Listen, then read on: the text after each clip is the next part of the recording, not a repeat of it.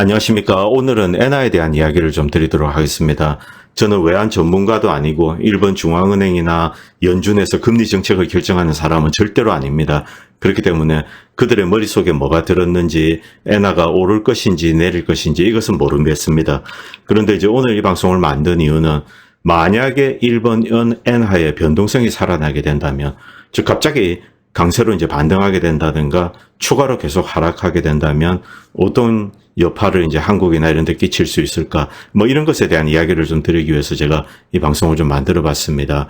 세계와 반대로 가는 일본 중앙은행, 유럽과 미국 중앙은행과는 달리 일본 중앙은행은 오히려 스텔스하게 양적 완화를 하고 있습니다. 그리고 일본이 엔화 약세에 신경 쓰지 않는 이유, 이것에 대해서 좀 알아보도록 하겠습니다. 먼저 미국의 전략 비축률에 대해서 좀 말씀드리겠습니다. 여러분, 이 차트를 보시면은 전략 비축률가 크게 이렇게 이제 감소한 것을 알 수 있습니다. 미국이 이 바이든 행정부가 중간 선거를 앞두고 전략 비축률을 이제 대거 방출했습니다. 그래서 이 가스값을, 이제 기름값을 이렇게 억제하기 위해서 뭐 최선을 다하고 있습니다.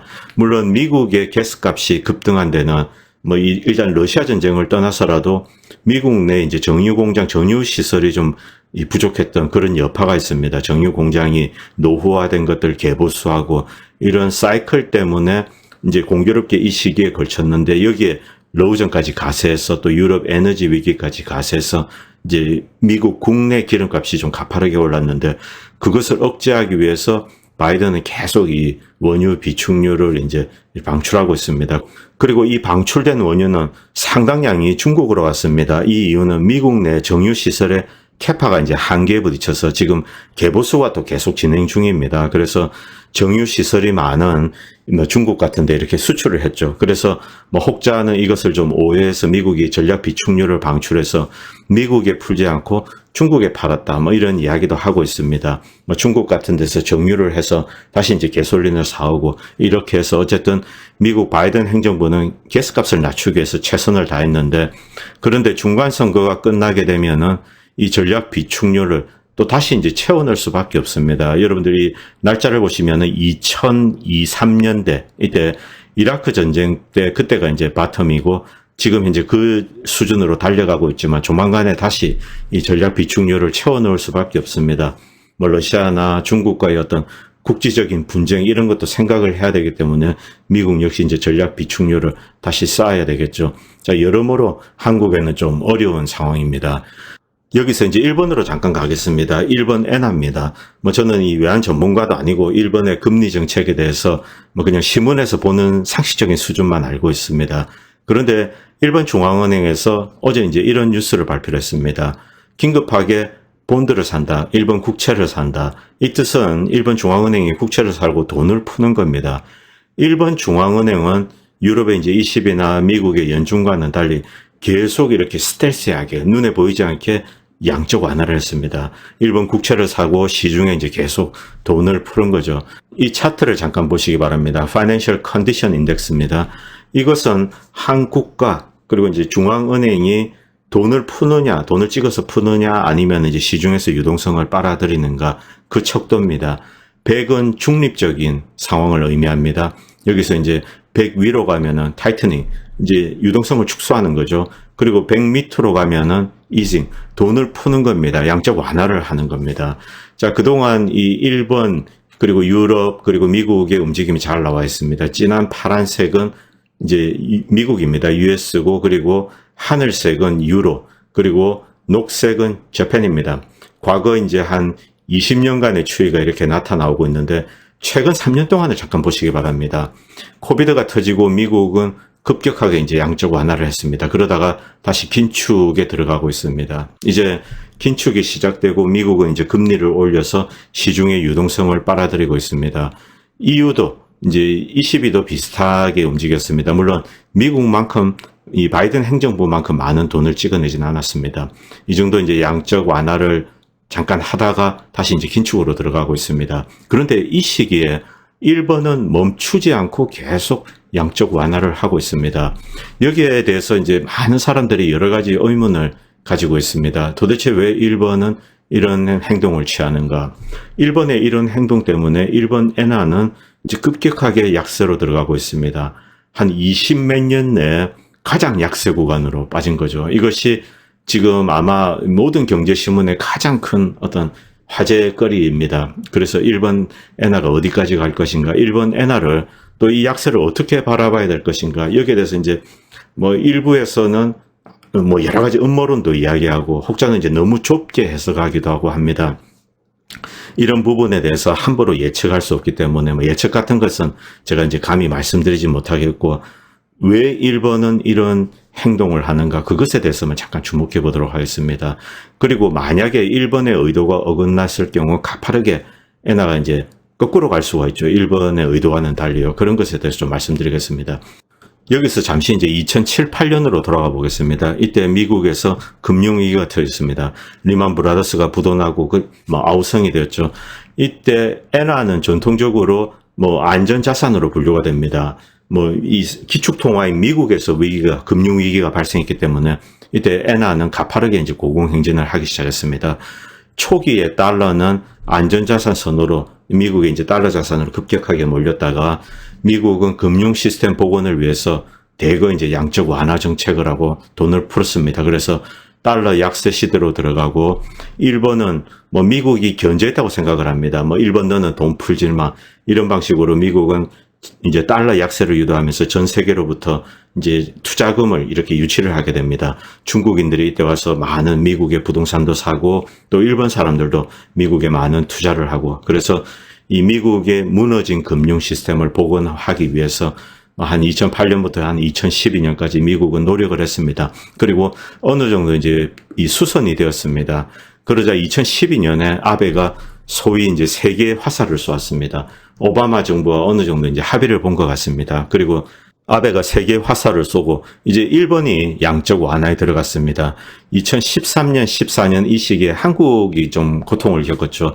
이 일본이 엔화가 이제 약세로 들어가고, 일본 제품들이 수출 경쟁력을 가지기 때문에 이 한국의 제조업들이 좀 고생을 겪었습니다. 그러다가 2014, 15년경에 중국발 이제 금융위기 조짐이 있었습니다. 이때 좀 시끄러웠죠. 그래서 엔화가 강세로 갔다가 또 이제 이렇게 움직였는데, 자, 최근에 엔화는 이제 이렇게 계속 약세로 가고 25년 내에 가장 약세 수준에 들어갔습니다. 그리고 다음 차트를 잠깐 보시기 바랍니다. 일본 국채 일드 프레셔입니다. 10년물인데 0.20, 20bp에서 25bps 사이에 딱 이렇게 묶어두고 있습니다. 이것은 공식적으로 일본 중앙은행이, 자, 이제부터 이제 일본 국채금리는 20bp에서 이제 25bps 사이로 가두어 두겠다, 컨트롤 하겠다, 이렇게 십몇 년 전부터 이제 선언을 했습니다. 그것이 지금 계속 이렇게 유지가 되고 있습니다. 아베가 세계의 화살을 쏘면서 이제 25bps를 맥스 선으로 유지를 하겠다, 이렇게 선언을 하고 난 다음에 지금까지 이렇게 계속 컨트롤 되고 있는 겁니다. 여기에 대해서 이제 굉장히 많은 이야기가 나오고 있습니다. 어제 이제 일본 중앙은행에서 긴급하게 일본 국채를 매입을 하겠다, 이것은 또 돈을 풀겠다는 겁니다. 전 세계와 반대로 가고 있습니다. 도대체 일본은 왜 이런 일을 할까? 그래서 이제 일본 엔화 그래프를 잠깐 보시기 바랍니다. 지금 일본 엔화는 이제 계속 하락세를 이어가고 있습니다. 전대미문의 수준입니다. 150입니다. 그리고 다음 차트는 일본 엔화의 25년 동안의 이제 US 달러 대비 그 가치추입니다.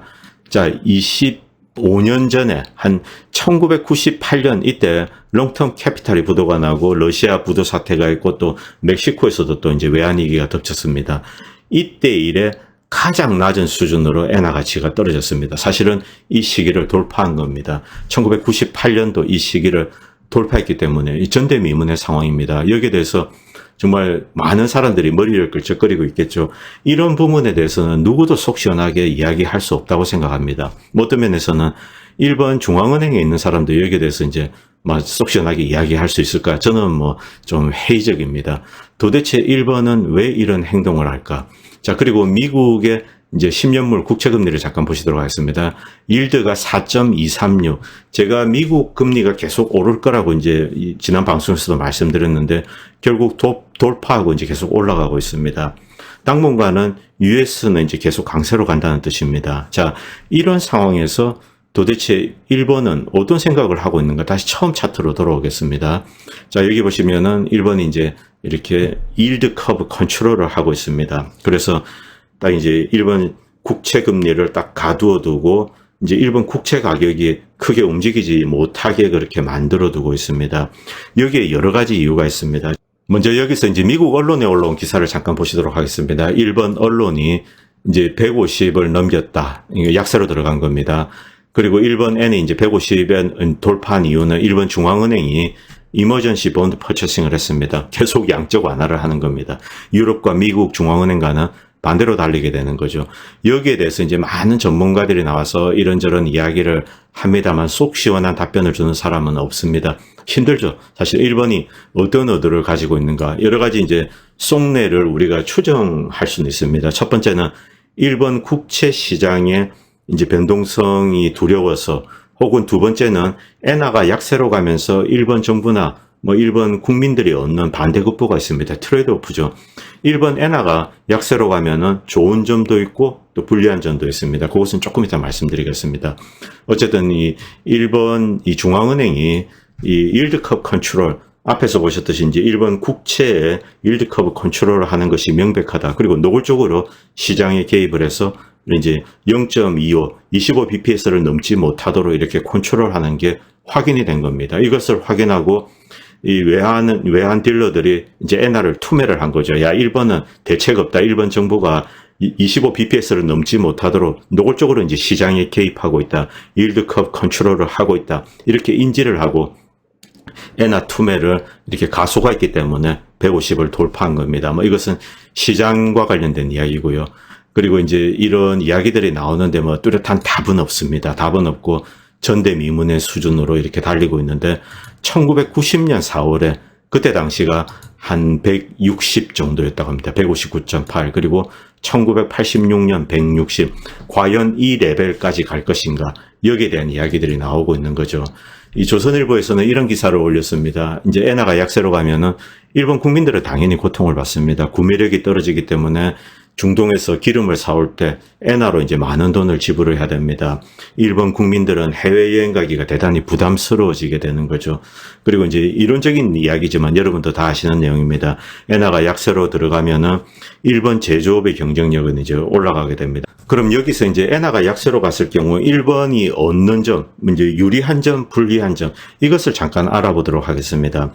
그냥 맹목적으로 일본 경제가 침몰하고 있다 이렇게 해석해서는 안 된다는 뜻입니다. 여기서 일본 엔화가 약세로 갔을 경우 일본이 얻는 트레이드오프, 불리한 점, 유리한 점 이것을 그냥 이론적인 이야기지만 한번 우리가 상기할 필요가 있습니다. 엔화가 약세로 가면 당연히 이제 수출 제조업의 이제 경쟁력이 올라가게 됩니다. 혹자는 이런 이야기를 할 수 있습니다. 원자재를 비싸게 사와야 되기 때문에 많은 돈을 주고 사와야 되겠죠. 그래서 경쟁력에 실효가 없다 이런 주장을 할 수 있는데 그것은 한국의 경우에 그렇습니다. 일본 같은 경우는 일본 종합상사가 전 세계 자원에 엄청난 투자를 하고 있습니다. 일본은 세계에서 가장 많은 투자를 한 그런 국가에 속합니다. 전 세계 이제 자원이나 이런 데 많은 투자를 하고 그물처럼 서플라이 체인을 만들어두고 있습니다. 식량 자원 역시 마찬가지입니다. 그리고 일본은 금융자산 관련해서도 순채권국입니다. 세계 최대 채권국입니다. 그래서 자본 수지는 늘 막대한 흑자를 이제 유지하고 있습니다. 만약 유럽이나 미국에서 금리가 오르게 된다면 일본의 이제 이 순채권국으로서 이자 수입이 급증하게 됩니다. 자본 수지가 커지게 되는 거죠. 일본은 여러 가지 형태로 이렇게 이제 이 불리한 점을 상쇄할 수 있는 그런 요인들이 있습니다. 그리고 엔화가 약세로 들어가게 되면은 당연히 이 관광객들이 많은 관광객들이 쏟아져 들어오게 되고 일본의 내수 시장도 활성화될 겁니다. 많은 돈을 일본에 들고 와서 쓰게 되겠죠. 그리고 수출도 하고 이와 같은 방식으로 일본은 어떻게든 이제 꾸려 나갈 수가 있는 겁니다. 그래서 엔화가 약세로 가서 일본 경제가 망한다 이런 생각을 하실 필요가 없는 거죠. 분명히 이 엔화 약세에는 일본 정부의 의도적인 일본 중앙은행의 의도적인 개입이 명백합니다. 그래서 어제 이제 이 일본 중앙은행의 이머전시 본드 퍼처싱을 보고 이 외환 딜러들이 이제 일본 엔화를 투매했다. 이런 기사들 여러분들 보셨을 겁니다. 야, 저것들은 25bps 넘지 못하게 이제 컨트롤 한다고 했는데 진짜 그대로 하는 것 같다. 앞으로도 쭉 할 거다. 이렇게 이제 생각을 하는 거죠.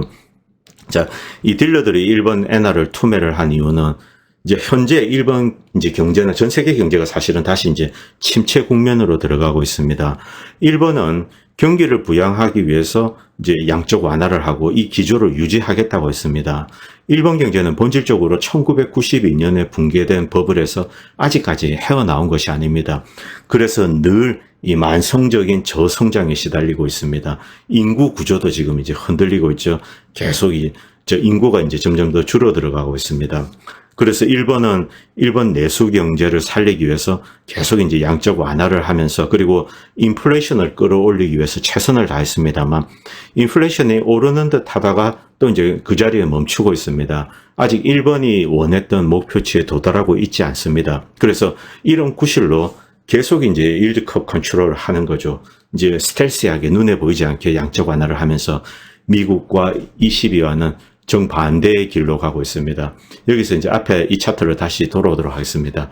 자, 여기서 보시면은 일본은 꾸준히 이제 이와 같은 추세를 이어갈 것으로 그렇게 많은 사람들이 예측하고 있습니다. 그래서 만약에 어떤 큰 위기가 없다. 그 경우는 미국은 계속 이제 이 긴축을 유지하게 될 겁니다. 긴축을 유지하게 되면은 유동성을 빨아들이고 이제 미국의 이제 금리 인상은 계속 이어질 것이고 US 달러는 계속 강세로 가고 반대로 일본 엔화는 추가적인 하락을 할 것이다.